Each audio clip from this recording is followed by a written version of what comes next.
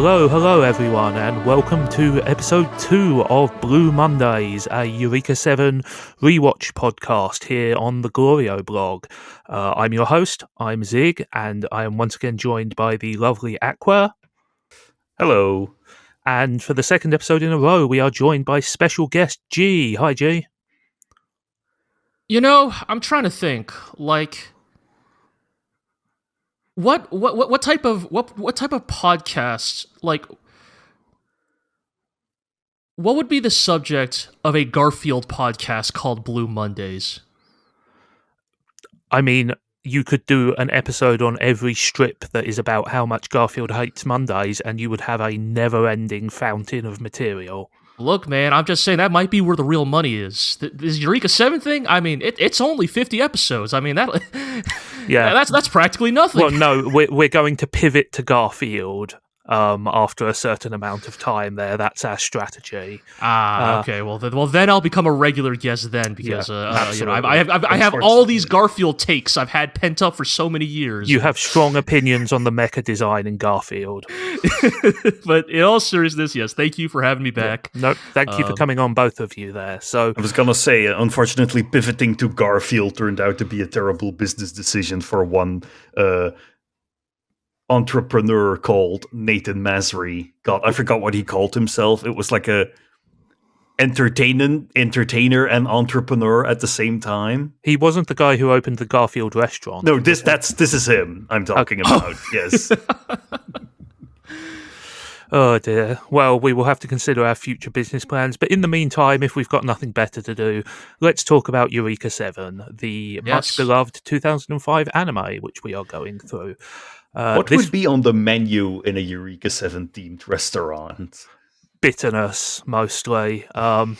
I mean, you know, like, considering like the age this show comes from and the vibes, I really am thinking like it's like the Eureka 7 restaurant is like vaguely like tiki adjacent.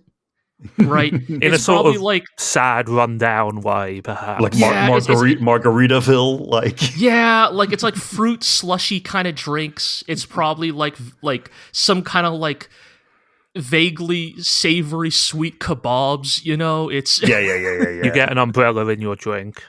Exactly. Then again, the Seven Swell is like your themed cocktail. They just sell you a blooming onion called the Seven Swell effect. That's actually perfect, yeah. Pretty good. I think that there would be a lot of strong drinks on the menu as well. Oh, yes. In any case, in this episode, we are going to be covering episodes 3 and 4 of the show. Mm-hmm. That would be episode 3, Motion Blue, and episode 4, Watermelon. So we'll kick off in a second, but I realised that last week, although we talked a lot about the creatives involved in the show, we didn't give any time to the voice actors. So I'm going to go quickly over a couple of the key voice actors here and, you know, just quickly talk about who they are and what they've been up to since. So we'll start with Renton's voice actor. Renton is voiced by Yuko Sanpei, who at the time was a well-known up-and-coming voice actress. Let's say. She'd been in a couple of supporting roles, you know, she was on the rise, but not yet a big deal. This show kind of made her a big deal. Correct me if I'm wrong, but she's mostly known for, like, voicing. She's one of those voice actresses who is mainly cast as, like, a young boy in a shonen show. Right. That's predominantly her range, but she has had several notable female roles. Right. Most particularly notable, the year after this, she voiced Nozomi Yumehara, the lead character in Yes, Precure 5, and that was basically the role that kind of kicked her up to voice acting A-list, where she's mostly been ever since. A couple of other notable roles, she was Celine Bradley in Full Metal Alchemist Brotherhood. She was Boruto, which is an ongoing role, of course. Boruto's dad's son. Yes, Boruto's dad's son. Yes, she was Taichi Yagami in that god-awful Digimon Adventure reboot, and you know she's been very prolific in the years since, and generally maintains status as a top-tier voice actress. Eureka is voiced by you can keep track of the ways I'm going to pronounce that name across the whole podcast, because I'm never going to pronounce it the same way twice. It's basically going to modulate depending on like how often that you hear the name in a given episode. Exactly, yes. I'm going to try and stick to the English pronunciation. So Eureka. Right, Eureka but they say Eureka in Japanese. They say Eureka. Eureka. Yes, because it's, the concept of like the soft E is not really expressible in Kana. So there are plenty of people out there who would tell you that you should call the show Eureka 7, to which I say that's nice. What you would pronounce it like in Greek, right? Yes. Like Eureka. But to put that aside for now, I'm sure it will come up again many times. But anyways, Eureka is voiced by Kaori Nazuka. Again, at the time, she was something of an up-and-coming voice actress. I wouldn't say that she's become as big as Sanpei has, but she's maintained a solid career in the years since. A couple of notable roles. She was Kisa Soma in Fruits Basket. She was Nunnally in Code Geass. She was Miu in Fate Kaleid Lino Prisma Ilya, as much as we would like to forget that anime happened. And most importantly, she was Vipere in Birdie Wing. Oh wow. shit! Well, Yep. Now we're talking. Yeah, now Miss Hypnotic Titty Sweat herself. Yeah, now we know why Renton is so down bad for her. Exactly. Indeed. Now he just needs to get into golf in a big way, and he'll be right in there. Final voice actor I'm going to go over for this episode is Keiji Fujiwara, who is Holland, who obviously will be a major character going forward there. Veteran voice actor. He'd been around for quite a while when this show was airing. His most famous role, undoubtedly, is he was Hiroshi Nohara in Crayon Shin-chan's father. But a couple of other notable roles. He was Mace Hughes in Full Metal Alchemist and Full Metal Alchemist Brotherhood. He was Ali Al-Sarchez in Gundam 00. He was Ryoyo Paladknight in Hunter x Hunter. Sadly, unfortunately, he is no longer with us. He passed away a few years ago, although he did reprise his role as Holland in the first two of the High Evolution Eureka 7 movies, but unfortunately he passed away before the third. So rest in peace. This is a good, strong performance from him, I'd say. Yeah. And with that, let's launch into episode 3, Motion Blue. Before we move on, a quick word about the dub cast, which I had a look at because we're going to comment on the first episode, which is very funny because this dub cast, like the main 5 or like the main 4 roles, are all like the main. Wait, let me rephrase that. The 4 top build credits for Eureka 7 are the same 4 top build credits for the Melancholy of Haruhi Suzumiya. Sure. With the exclusion of Wendy Lee, who is Haruhi, who's not in this show. We have Crispin Freeman, a.k.a. Kyon. We have Stephanie Shea, a.k.a. Mikuru. We have Johnny Young Bosch, a.k.a. What's his fucking name? Izumi. Koizumi? Koizumi. Yeah, Itsuki Koizumi. That's his name. And then I think we also have Michelle Ruff, who is Yuki Nagato. Yes, she's Talho, I believe. Yeah, there we go. Yeah, I mean, it's very much drawn from the pool of voice actors who were very prolific around that time. Most of those 10 people. Yeah, most of those people also pop up in Gurren Lagann, for example. Right. I will say to its credit, like there is definitely a fandom for the Eureka 7 dub. Like it is definitely a I think generously the Eureka 7 dub is like sort of the beginning, not the beginning, but it is one of the like key transition points of like the sort of like universal leveling up of dub quality in anime and Japanese video games. Right. Like as there is for like many shows of that era, like people love the Full Metal Alchemist dub, people love the Oran High School Host Club dub. And I think the presence of a good dub cast was very important to this show gaining the foothold in Western anime fandom. I definitely think so. Yeah, because a high quality dubbed version airing on network television, you're going to pick up a lot of fans that way. So I've always preferred the Japanese voice track, but that's just a me thing. Definitely. But the dub is a good one. It's very high quality, and I know plenty of people who enjoy it. I've met several of the voice cast. Stephanie Shea signed my DVDs. She's a lovely lady. Cool.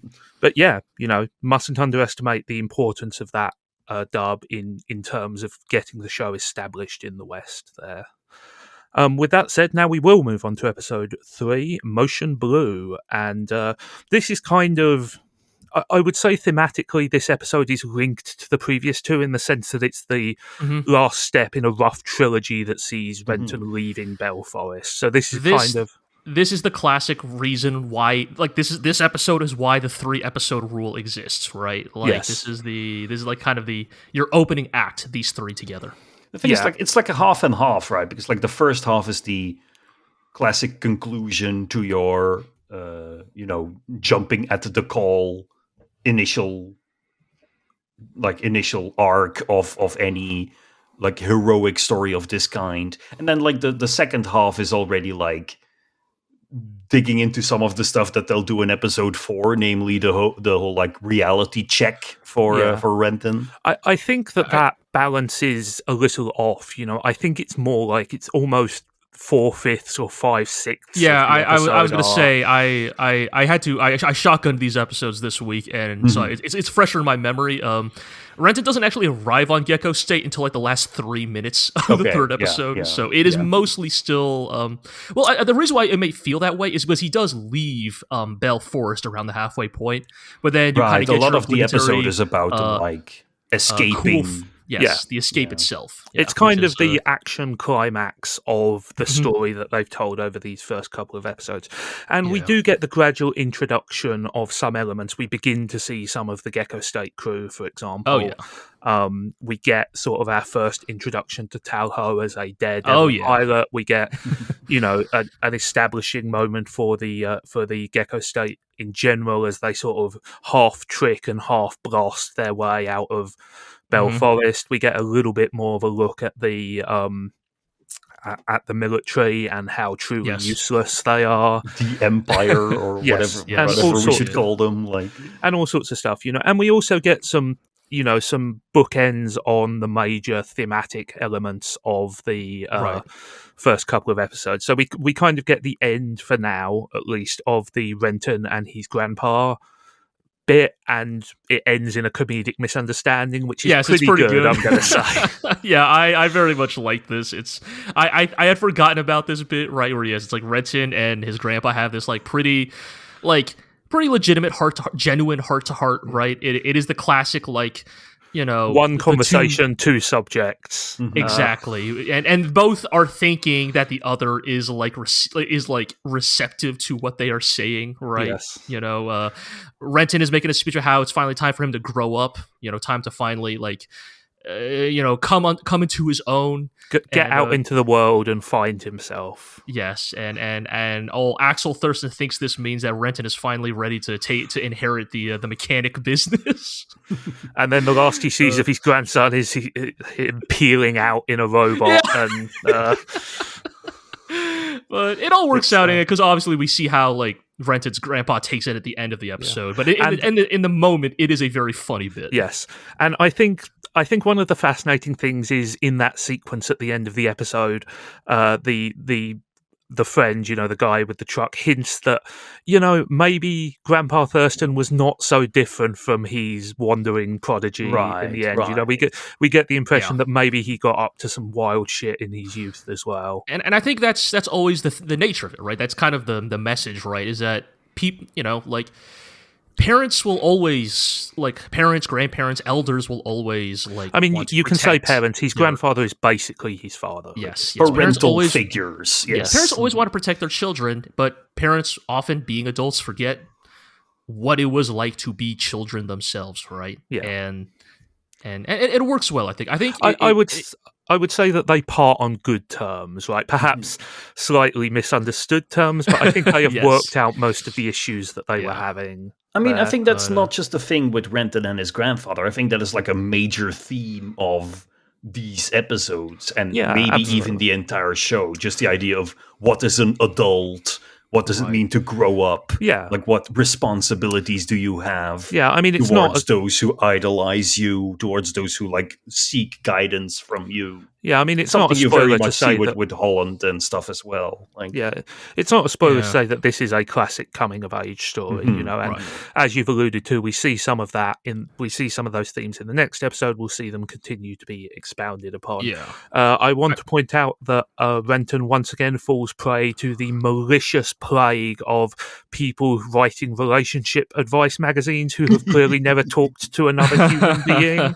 Yes. I call this episode Gekkostate escapes the man while Renton escapes the friend zone. Yes, exactly. Renton is like, Renton reads this great article that's like, you can't be, like, if she sees you as too much of a sibling, you know, or a child, she'll never see you as a man. Just like the classic lunkhead shit.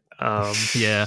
Which, like, again, like, kind of fits part and parcel with like who Renton is at this moment, right? Like, I don't think, like, I think Renton's affection for Eureka is genuine, even at this, like, even in this puppy love like stage of their relationship. But it is also still informed by the fact that he is a child and he has a childish understanding of like these dynamics, right? Yeah. I mean, it is very much still like, ooh, the first girl that I met who isn't like an annoying classmate. Like, I mean, right. I mean, yeah, and I think we'll go into this more as the show proceeds. But yes, I mean, he, as you say, he has a very childish conception of romance. You know, he has a very childish conception of relationships in general. I mean, he's got a childish concept of a lot of things, as we will see in episode 4 as well. Yes, you know? but I just think it's, you know, I think it's very funny that it's also a fairly good way of cloaking the reveal about the kids, which we'll talk about in a second. Yeah. But right. I will say that the subtitling lets it down here a bit because it's one of those classic Japanese things where the subject is a little more ambiguous in the original language. Right, because she outright says, "You remind me of one of my kids." Yes. And Renton takes this as like, "Oh, I think of you as a kid." Yes. Which when I was watching seemed weird because, like, if I were Renton, the first thing I would pick up is like, wait a second, you have kids? Yeah, my understanding is that it's a bit more ambiguous in the original Japanese, but, you know, there's only so many ways you can subtitle that, so I don't really blame them for... Overall, I think the subtitles for this are a bit clinical. To be clear, we're watching using the official subs from the official Blu-ray releases here. Yes, I think that's, you know, these are mostly the same subs that have been passed down from format to format since the original subtitling of the show way back in 06, 07, whenever it was, you know. So I think it's not quite up to modern standards, but at the same time, they are not egregiously bad. They're completely fine. Absolutely not. Like, they avoid many of the, like, Japaneseisms or like the like standard anime amateur sub pitfalls. Yes, you know, this guy at a time like this is and that guy and that kind of stuff. Shogunai. It also helps, of course, that we are in a, you know, in a fantasy world, in a non-Japanese, highly westernized context. What are you talking about, Zigg? Their currency is yen. It's true. Yes, I did notice that. Yen is their currency. Yeah. But some of that classic like 1980s yellow peril Japan will take over the world stuff. Well, I think in a case like this, it's probably that's just the currency they're going to default to because you know. Right. But how will our audience know how much thing costs if we use magic money? Like, well, you know, this is why. Hey, look, shout outs to the Woolongs and the double dollars out there. I do love a fictional currency. But I will say, you know, to speak to, like, if we're kind of rolling through episode 3 chronologically, there's also a little bit of to speak to, like, the parental themes of Eureka 7. There's something I think I maybe kind of knew at the time, but I definitely picked up better on now, and maybe some of this is hindsight, is like Holland's relationship with Eureka is going to be like also one of those things that gets explored throughout the story. Right, like yes, like how did Eureka come to join Gekkostate? We get a little bit of that in episode 4, and like, you know, there's a little bit. I think you start to see a little bit of that overprotective dad aspect in, like, you know, like Eureka runs up to Holland holding hands with Renton, and you could tell Holland is like a little perturbed by this. He does the people's eyebrow, like, yeah, he's a little like, who the fuck is this punk holding my Eureka's hand? You know, it's I mean, the thing is, like, this keeps coming back to Evangelion, right? Because one of the things I wanted to talk about was the contrast between Shinji and Renton, but I was going to save that for episode 4. But it already comes up here in like the relationship between quote unquote Rei as in Eureka and quote unquote Gendo as in Holland. Like how Renton also like is attracted to Eureka, but also kind of needs to compete with her for the affections of his surrogate father figure. Yes, like I definitely think there's a connection there, and I will say that in this episode, I think we get a bit more of the Rei stuff from Eureka, like when she's talking about that the only thing she believes in is Holland, and she believes in the fight. You know, that it's a very brief moment, but it's kind of a window into her slightly more alien nature. I mean, we also get more of that in the visual language as well, right? We get more of her like 1,000-year stare, how she like doesn't really show much in the way of emotions, despite having way more of them than like a Rei or a Rei Ayanami clone generally She's does. reserved rather than emotionless, but she doesn't necessarily emote in the ways we would expect someone to. And that's why it becomes such a big deal for the rest of Gekkostate when they're like, oh, this kid can make Eureka laugh. Yeah. Right? Like that they make such a big deal out of it. There's sort of that implied like, oh, like it is not like, again, she's not emotionless, but it is not common to get a like outsized emotional reaction out of her, I think. And I do think that sequence is actually an excellent introduction to the Gekkostate crew as a whole, because it posits them as this kind of hostile crowd who is expecting something from Renton, you know, sing a song, do a dance, do something, you know, and it immediately communicates kind of like the thing they are looking for from him is novelty rather than anything else. That's the thing, right? Because Gekkostate are like, you know, we call them like surfer pirate terrorists. Like they are free people. You know, they are rebels. They are renegades. So they highly value being an individual. You can also see that in their character designs. You know, we have like old people, young people, tall people, short people, people who all look like they come from completely different shows. Like you have like.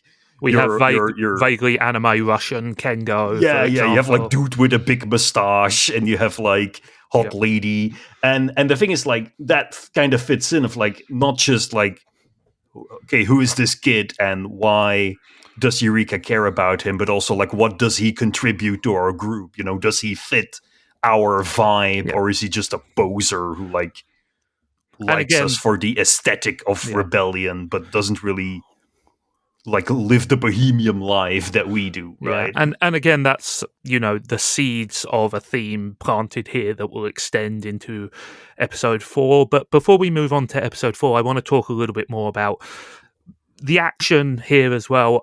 Mostly, I just want to talk about the Gecko. The Gecko is cool as hell. I love it's a really cool ship. It's so cool. It is an excellent white base in the annals of white base coded mecha protagonist ships. It has tons of cool stuff. It has its cool, weird way it opens up to have a runway that can swallow up the UFOs. It has the people. It has the trailing flaps which catch the trapar, and then you know, I really, really love how the trapar are like an integrated element of this setting. Like it goes more than just, oh, you know, there's waves in the air and you can surf on them. Like, no, like this entire society's approach to travel and technology depends on the trapar, right? Even its regular aircraft sort of like, they're sort of like, I mean, Delta flyers that sort of like fly on the waves as opposed to using jet engines and stuff like that. There's a great little sequence here where after Talho, you know, launches the Gecko off the tower by just dropping it off the runway. Kengo talks about how they can't keep flying on air alone, and you know, the implication there is really good. And you know, when Holland appears, you instinctively realize, oh, he's leading them to the wave. You know, he's kind of like a pilot. there's an almost like, again, it kind of like harkens back to like almost this kind of swashbuckling aspect of like Eureka 7, where like the trapar waves are almost kind of like the equivalent of like, you know, the Age of Sail, right? Like, oh, you can't, like, where like travel is heavily dictated by the flow of the winds, right? The flow of the currents.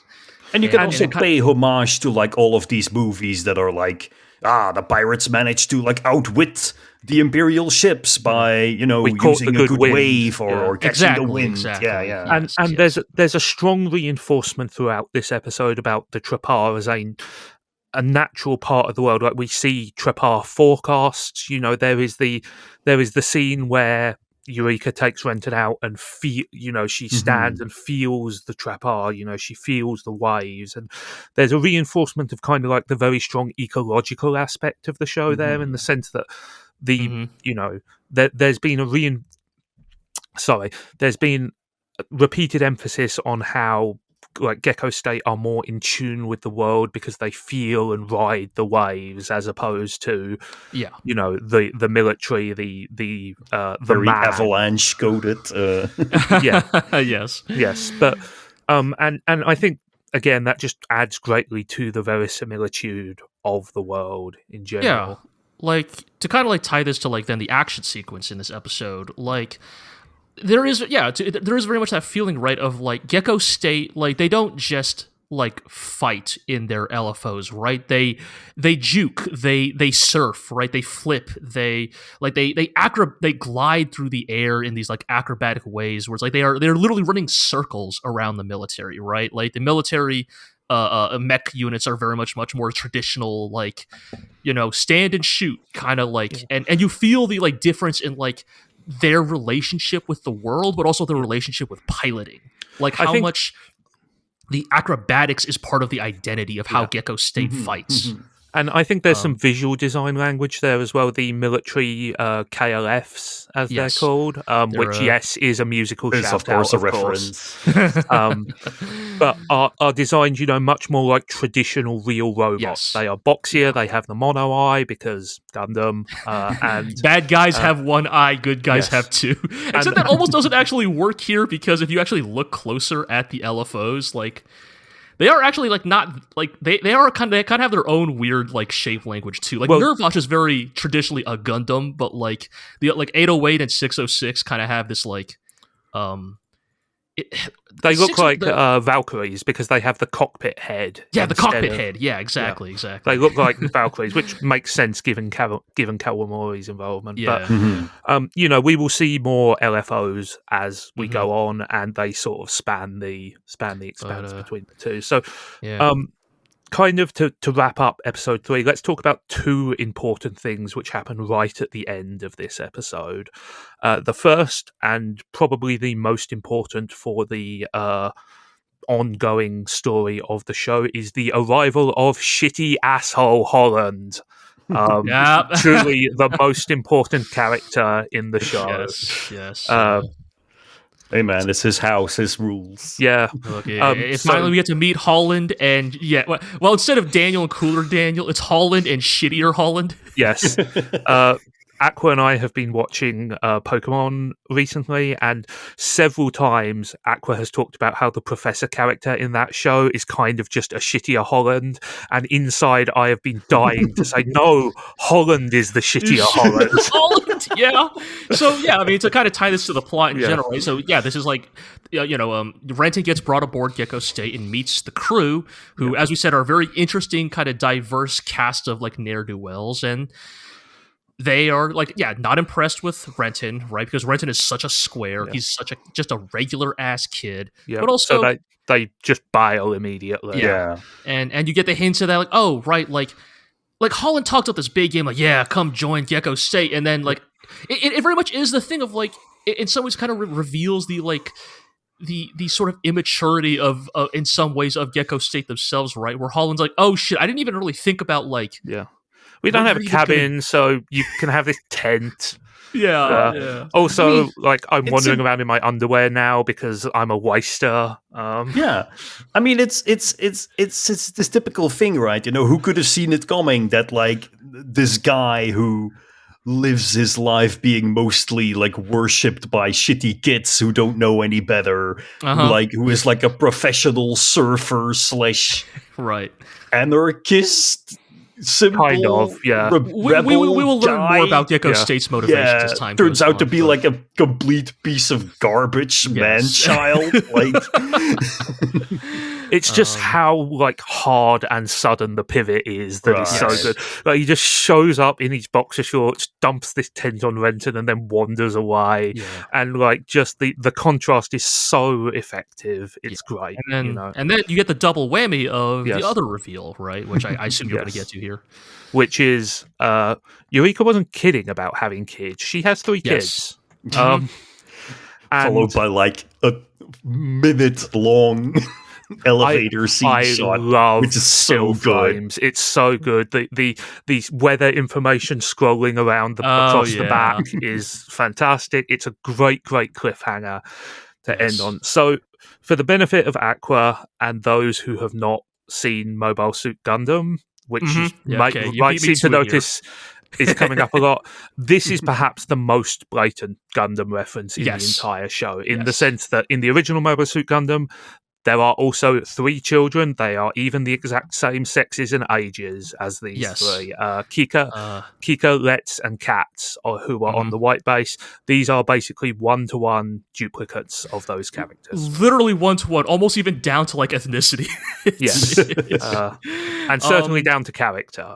Yes. And I mean, it's like, it is a Gundam reference, obviously, but I think it is like trying to communicate, or at least in Eureka 7's case, I think it is going for a different angle, because in the original Gundam, the children they're orphans, to be clear, right? They're war orphans. They're orphaned by the 1-year war, and their place on the white base is A, to be annoying children, but B, to be like, this is like the direct like socioeconomic consequence of war, right? Like constantly remind you of the stakes. Yes. And they're also there, they're also there to contrast that, their unabashed childhood with the main character's need to grow up also fast. A child. Yes, and also occasionally just to provide some comic relief, especially as the show gets a bit darker, or be single-handedly responsible for the victory at Jaburo. Also that. But in all seriousness, but to go back to Eureka 7, I think there's all that there are those aspects to the children in Eureka 7 as well, but I think there's also, more importantly, this element of they're kind of meant to throw a wrench into Renton's like idealized puppy love conception of who Eureka is, right? Absolutely. That's right, Renton. Are you willing to make the sacrifice required to provide for a single mom and her 3 kids? Yeah. Or is this just a fling to you? Is this just a casual thing to you? Are you a man enough to take care of this woman? No, basically, yes. To be honest, it's super weird how, like, at the end of episode 4, they're like, well, they're not actually her kids, Renton. Of course not. Yes. But what if they were? And it's like, are you honestly asking this kid to be like, yeah, you should take responsibility? He's 14 years old. I saw that as Matthew just fucking with him, basically, which, is very on brand. But let's sort of spiral this into episode 4 as we go. Episode 4, Watermelon. Before we get to episode 4, I think now's a good time to mention just shout outs to this show's also. We talked last time we talked about the show's amazing OP. We just talk real briefly about this show's immaculate ED, which is Himitsu Kichi, or A Secret Base by Kozuha Takeda. It was really annoying to me when Anohana's ending was also called Secret Base, and everybody started talking about that one, and I was like, that ending sucks compared to that. It's okay, but it is not the Eureka 7 ED, which is, we talked about this in the pre-roll here, but like, for Zigg and I, this might be like our favorite ED sequence in all of anime. Like, it's really lovely. It's so beautiful. The lyrics are so like poetic. And it encapsulates the spirit of the show so well. Totally. When I was young, things were hard. We struggled. Things didn't always go well. My father took me into the city to see a marching band. Yes. But there was something special that we had. It's such a universally relatable theme for a song, and I think that it's just really beautiful. I love this ending so much. It is the emotionally vulnerable bookend to Flow. Like if or Days by Flow. Like if Days is like the call to boyhood adventure, Himitsukichi is kind of the wistful nostalgia for boyhood adventure. Yes, and I think together, but when we reach the end of this series, we can have our bloody debate over stack rank the Eureka 7 OPs and EDs, but there is a very strong case to be made for just the combo of Days and Himitsukichi. It's a very strong set. It's a really, really terrific way to close the show. I realised that we haven't done our music quizzes yet. I was wondering about that. I'm not going to subject you to these ones, Aqua, because they are one's too obscure and the other one's too broad, if you know what I mean. But Motion Blue references an electronic dance song by the band Index AI. Watermelon is a reference to Watermelon Man by Herbie Hancock, a famous jazz standard. Okay. Again, we will get back to the quizzing when perhaps they are a little bit more doable. But I think, we were talking about the kids, and I think the kids do bear a little bit more discussion. A couple of factoids first. You haven't been introduced to their names yet, Aqua, but I will mention that the oldest one is called Maurice, the middle girl is called Mater, and the baby boy is called Link. And together they are a shout out to famous Belgian playwright and philosopher Maurice Maeterlinck. Yeah. That's neither here nor there. It's just a neat little bit of naming there. Right, just how all the naming is sort of weird. Yes. How they named Renton after a character who does a lot of heroin. Yes. That's where it came from. Yeah, it's from Trainspotting. No, not the Trainspot, the Maeterlinck part, because apologies for the brief tangent here, but in the hit 2023 mecha video game Armored Core 6, there is a squad of enemy ace pilots, and they are all named after writers and authors, that their call signs. And one of them is Maeterlinck, and I just put that together. Okay. Yeah, Maurice Maeterlinck was a famous Belgian playwright, philosopher, and just general kind of famous for being brainy kind of person. Renaissance man. Yeah, in the early 20th century. Yeah. There. So that's just a shout out there. But the children are important, and. You'll get I think a lot of people who are otherwise fans of the show think the children are annoying and get in the way of a lot, and I have never been able to understand that. Well, okay, so as someone who watched this show when I was about Renton's age, right, I found the children to be very annoying as a young teenager, and so that is why I am very curious, how I'm going to feel about the kids watching this now as an adult. Sure. Because, will I be able to, kind of come around on, what these children represent in the story? Or will, my natural impulse still go, God damn it, I fucking hate it when small children show up in mecha anime? I mean, I think the thing is part of their story function is to be annoying, right? I think they represent, because as Aqua said, they represent responsibility. They represent something outside of the magic girl falls from the sky fantasy. And yes, they also represent what Renton does not want to be, right? Yes. No one hates kids more than slightly older kids. Correct. Oh, yeah. But they also represent an important anchor to humanity for Eureka, and I think that is an aspect that will be explored going forward.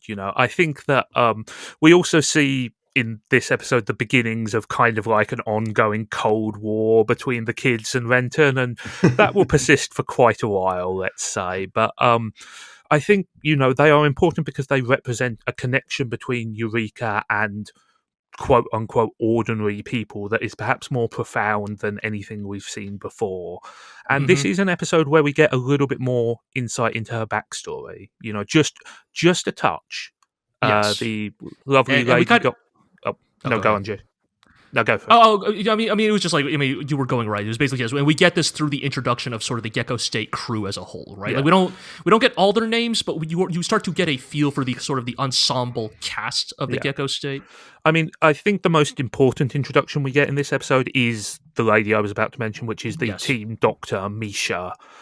She is one of the older members of the Gekkostate crew. In fact, she's one of the oldest. There's a couple of older guys, but and the thing we learn is that at some point in the past, she and Eureka were in the military together, the same military we have seen pursuing the Gekkostate, and they left, or rather, she took Eureka away. Yes, for some reason, which is at present unspecified and unknowable. And that's all we know at the moment. Well, and tied to that, actually, I guess we might as well even just talk about technically the start of this episode, which is the Council of Shady. Yeah. You know, where people who at this point you can assume hold some authority in this world. They are part of the quote unquote empire.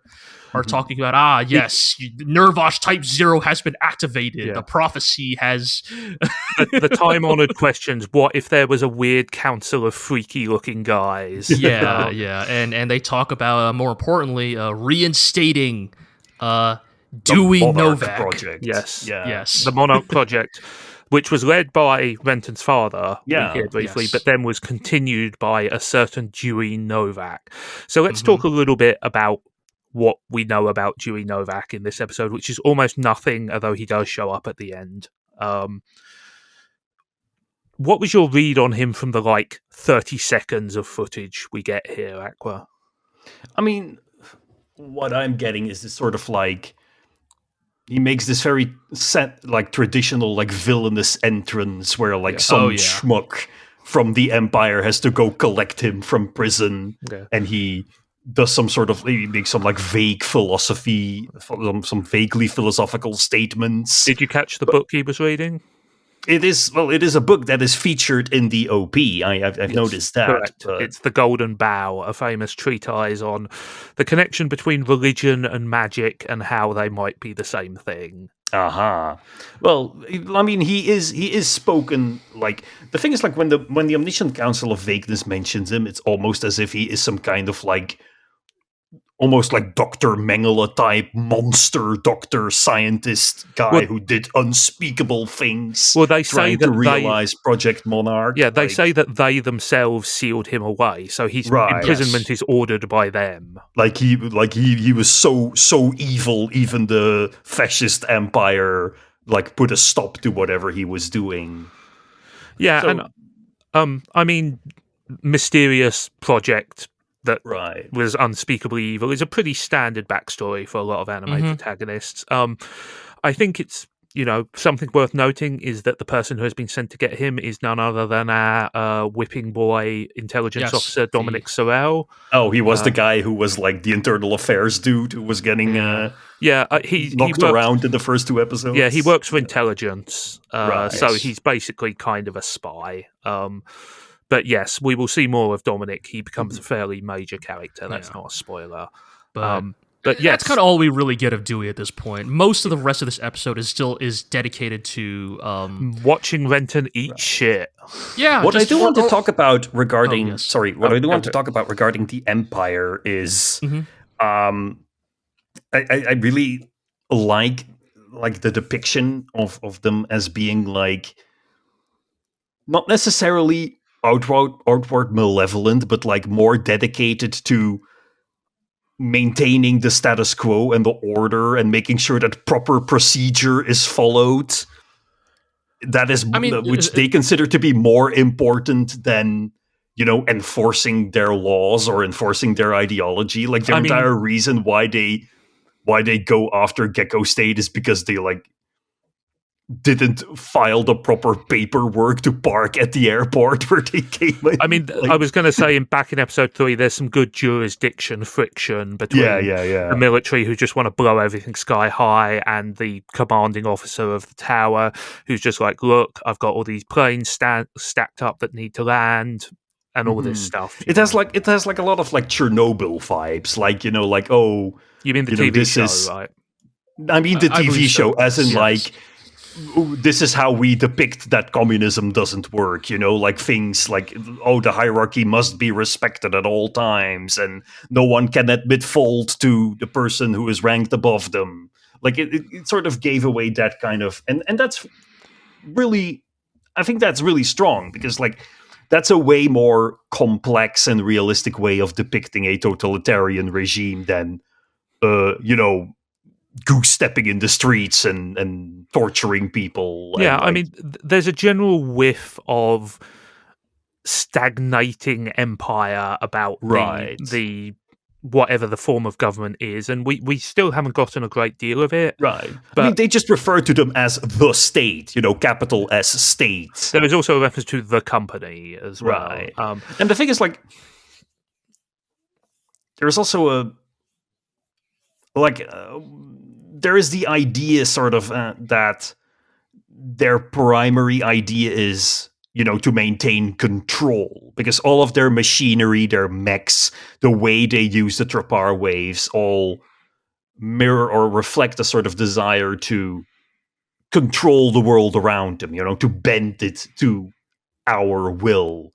And Gekkostate, on the other hand, are a threat to that, because they ride the waves. They go wherever the waves take them. They represent a different kind of living together with nature, in which we don't enforce our will onto nature, but sort of like let it guide us. And of course, this whole like order versus chaos thing is very prominently featured in all episodes we've seen so far. Yeah, absolutely. I think the main thing that the governmental organizations represent is,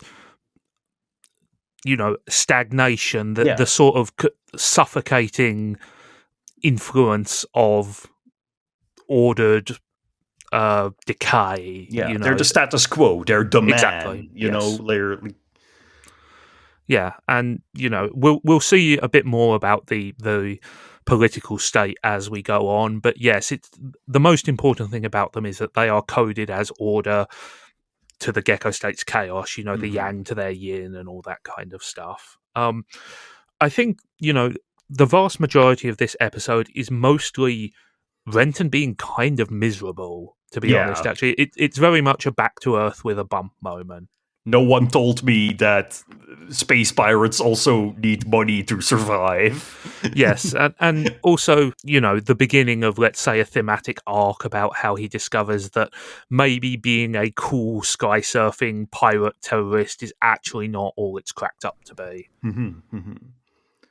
It's like, once again, something you can easily contrast with similar stories of this kind, right? If we go back to Evangelion yet again, like if you mirror this to the first 4 episodes of Evangelion, you get a very similar situation. You have a 14-year-old boy who is thrusted into a new situation. And the thing with Shinji is, of course, that it's the opposite, right? Shinji finds safety in mundanity, whereas Renton is he rejects the call. Shinji just wants to be a kid and wants to be left alone and doesn't want the responsibility that is forced upon him. Get into the robot or Ray will have to do it again. Whereas Renton is the complete opposite. Renton wants responsibility, wants to take on a burden and hates it when he is, when he is made to live the normal life of a teenager. Right, but I think this episode also shows that the things he wants are not actually the things that are best for the Gekkostate, for him, for everyone in general. Or things that even exist in the world, right? Yeah, I mean, the thing with the ref boarding contest is a fairly blunt metaphor for what goes on through this episode, but the idea that, that Mathieu, in his speech at the end, brings up a whole bunch of reasons why actually going to the ref board contest would have been an awful choice. But also it speaks to a fundamental difference in attitude. Renton wants Gekkostate to go to the contest and show off because he wants them to be the center of attention. He wants them to be flashy because he wants to be a part of that, right? He wants to ride their popularity so he can also become cool and famous. Whereas the actual Gekkostate, who have been doing this long enough, realize that that's a sham, it's a pointless thing, it wouldn't even actually be that fun, and instead they take a much more morally dubious, dangerous, but higher paying and higher profile assignment. Well, there's an interesting thing kind of happening here, which is, how do I put this? Like,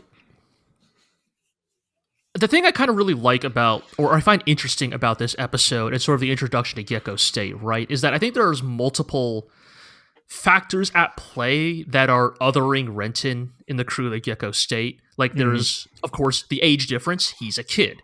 He doesn't get it. He doesn't know the ways of the world. But also, he's the new guy. He doesn't know the culture yet. And also the element that the Gekkostate are just not a particularly, like, personable organization at this stage in the story. Like, because, like,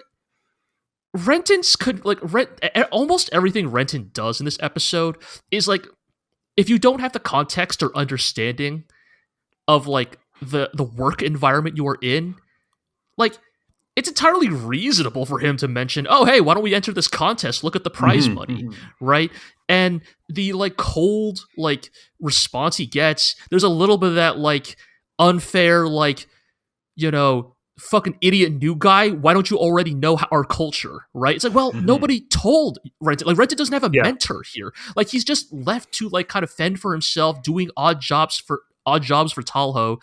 Like, nobody's actually putting him through, like, showing him the ropes, putting him through the paces, like, you know, like, as much as Matthew is kind of, like, fucking with Renton, it's also, like, it's the first case of somebody actually, like, to, like, you know, to his credit, be like, hey, Renton, look, the reason why people were kind of, like, weird about what you said is, like, here, let me just lay out, like, the culture of Gekkostate a little bit, so you have a better understanding.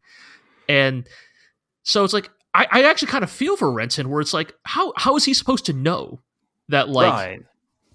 Yeah, and I think we are meant to feel for him, though, but at the same time, we are also meant to realize that he is naive. Of course, it is a combination of things. Because we see as the audience that he is doing everything with the best of intentions, but he does make the mistakes that a child would make. You know, he's pushy, he takes things personally, he's careless, he leaves those compact drives out, and Talho has to save him. Remember, and all that kind of stuff. You know, and so I think the important thing about this episode is that it establishes that nobody on the Gekko is interested in mentoring him or being a father figure to him or ingratiating him in any way, which kind of makes sense because they're all kind of the same type of asshole. Right. Yes, I mean, like, it shows that Gekkostate don't really have a plan or a vision, right? They're just vibing, you know, we're just being cool renegades, but we have no, like, interest in meaningfully like I think doing anything or spreading on our ideology or, like, raising people to join us and do the things that we want to do. Like, I think more pertinently as well, it just means that there's nobody there who wants to take responsibility for him. Yes. Like, Holland is the leader by default, but you could tell that, like, I think the key thing here is, like, I mean, you know, you compare them, like, to, like, an Avalanche in Final Fantasy VII or something, but, like, Avalanche has a stated ideological goal, right? Like, at least at this point in the story, as a new viewer, like Aqua, can you even, like, make a guess at, like, what Gekkostate's actual, like, intended? No, like that's like the thing, right? They are just they're rebels, you know, they're renegades, they're dudes who post on. You know what? They're stand-up comedians who, I make fun of everything. I'm a renegade, you know. I know no taboo, but it's, like, completely empty inside because being, like, against everything is not an ideology. Yeah, like, and I think this is important, right? Because I think this is, like, I think this is, like, a really important thing to establish because, like, as much as, like, Renton is a naive kid, I think the other thing we're establishing here is that, like, the adults of Gekkostate are all, like, I mean, they're flawed in the way people are, but they're all kind of flawed in like a very particular way that I think ironically is the thing that unites them, right? Is that right. I mean, they're barely adults. They are like in the like classic storytelling sense, they are not adults because they have no like clarity of purpose. They do not know who they are, and they don't have responsibility tying them down for the most part. And this comes back to the whole thing, like the responsibility of, what is being an adult? Oh, it is, setting an example for those who look up to you. Which I think is a very big thing that this show, including with Renton's grandpa, tries to say something about. I mean, we talk about how Holland is the nominal leader, but that nominal is very much in force. He polls the crew for ideas. He's not particularly interested in imposing a course of action on them by force. Right, and he also has no authority based on his vision. He just has authority because he is the coolest of the rebels. Yeah, basically, he's the face. He's the face more than he is the leader. And I think the theme of alienation here is important on another strand because, of course, there is somebody who is Renton's age who can relate to him on the ship. But Eureka is not a child in the same way that Renton is. She's not a person in the same way that he is. Also, Renton he doesn't go to her because he doesn't want her to be that. Well, he's got her on a pedestal, right? Right, that's the thing, right? Like, oh, she is the Holy Virgin. She cannot be my guiding light because, like, she is basically not a human being. Yeah, like, but we also see in this episode, we see some hints that perhaps she's less personally invested in him than it first appeared. Like the instant where he asks for the canopy to be turned clear, and she says, "Nah, it's fine. I don't want to do that." Like she doesn't really see him as a person. Almost all of her interactions with him in this episode are through how he makes the Nervash feel. And I think this is key, right? Because because I think both of them are actually kind of putting the other, like, I think that's the thing. I think both of them are not quite seeing the other as a fully fledged person yet. Right. I think that is a key to their dynamic. Yeah, I mean, I think it's fair to say that Eureka has some issues relating to humans in general. She just seems sort of out there. And Renton is simultaneously so blindsided by her and so sort of appalled by the rest of his treatment by the rest of the crew, in that he doesn't really notice the telltale signs that they're not connecting on the emotional level as much as he thinks they are. He's just down bad for that autism, man. Yes, exactly. But I think that because in theory they should be close because they are two children of approximately the same age, who should find themselves relatable to each other. But there's such a vast gap between them, not only in terms of personality, but in terms of experience, position on the crew. Because by all intents, Eureka is the most important person on the Gekko. Right. Like we see that people, even Holland, defers to her judgment and is concerned about her welfare over pretty much anybody else and anything else. So she is so separate from Renton in a million ways that is accentuated by this episode because she knows the routine, she knows the ins and outs, and he is completely lost. He's all at sea, he's ill in the cockpit. She also barely shows up in the episode. Like she's only seen through like screens. Yes. And I think that's another key creative choice, right? This is a ship that holds a dozen plus people. She's got stuff to do. She has 3 kids to look after. She's not going to be there to be Renton's perfect partner all the time, right? But, and so that's another element of the show sort of pouring a bucket of cold water on his fantasies of jetting around the world with his perfect girlfriend. Oh yes, Renton, you want to date a MILF, huh? Do you know what the M in MILF stands for, Renton? Do you know what the M stands for? Jesus Christ. But I will say as well, this episode is our first introduction to Talho, and wow, she is abrasive. She is what a mean, yet intensely It's like Asuka and attractive Misato bitch. had a love child. Wow, that explains a lot about my feelings for Talho, huh? Yes. Right there. I mean, that just sums it up. I remembered she was a spiky personality, but even with that memory, I was shocked by how mean and cruel she is in this episode. Yeah, no, Talho is Fujimoto woman. yeah. In some ways, I think maybe my childhood attraction to Talho like explains a lot about like the trajectory in my life. Like, but yeah, she is she gets introduced. She is kind of the de facto like number 2 in Gekkostate, right? She is and we will learn more about her. But for now, the main things you could pick up from her is she's just really mean. She's kind of Renton's sitcom arch nemesis here. Very much. Yeah, she is the fucking what the fuck is that babysitter's name in Fairly Odd Parents? But Vicky, Vicky, yeah, just like mean for no reason. She's clearly incredibly upset that Holland has just picked up this idiot child who is now on the Gecko. Who's now the thing is, like, she is not mean for no reason, right? She is the most transparent, transparently immature member of the crew. Yeah, right? Absolutely. Like, she is she's petty. She's mean. She's a bully. She is the poster child for the entire like Arrested Development thing that all of Gekkostate has going on. Yeah, but she's got those Fooly Cooly Haruka eyes, so like it's really easy for me to forgive all of that. Like. But no, in all seriousness, I think the contrast, the interesting contrast with the introduction of the Gekkostate cast, right, when they are in like, there's almost that like, okay, there's like 2 versions of Gekkostate.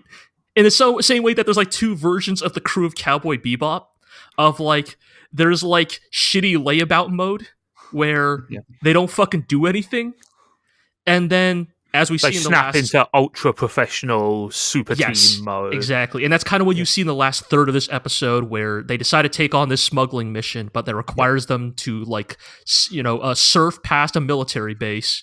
Yep, and. You get to see them turn it on, right? You are reminded, oh, right, there's a reason why these guys are like hunted by the military, right? Like these are, the ace pilots, right? They're untouchable.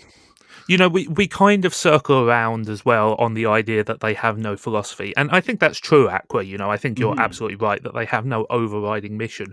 But they do believe in things, and they believe in freedom, they believe in riding the waves, and Matthew explains that. He says, well, we could have gone to the competition, but the waves would have been rubbish. The real connoisseurs hunted down where the real waves were, and that just happened to be in our way for a mission as well. Right. There's an element of like they are doing it for the love of the game, right? Yeah. Like for them, the surfing isn't. Oh, go ahead. I was going to say they may be assholes, but their iconoclasm is real. They are rebels. Also, shout out to the part where Renton drops the organ. Oh, yeah. I was just about hoping for a dog to show up and eat it. I know, right? Yeah, it's pretty funny. And I also really like that afterwards he's like, wow, you didn't tell me that we were on an urgent mission to save lives. And Holland is like, yeah, let's go with that, shall we? Right, no, this definitely wasn't.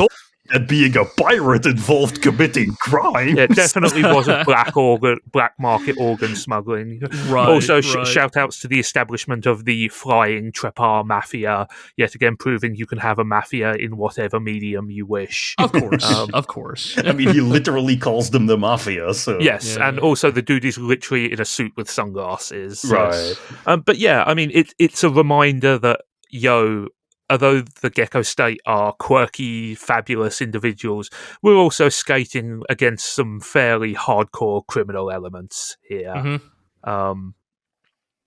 So I think it's a great episode for kind of like building out the structure of the world. And, in subsequent episodes, we are going to delve a bit more into the individual characters of the Gekkostate, but this is a pretty good sort of introduction to the overall group and the kind of dynamic we'll be seeing for the next few episodes as we see Renton struggle to integrate himself and, find a role in this team which he is a little alien to. Looking forward to the backstory episode of that one, like, cannon officer who looked like he was last seen fighting Napoleon on the side of the Tsar. Like, yes. There were real. Shout outs to the character designs by Kenichi Yoshida, right? Like they just. If there's one thing you can say about Eureka 7's cast, especially the Gekkostate, is that there are no generic characters here. They are all they're all quite distinct.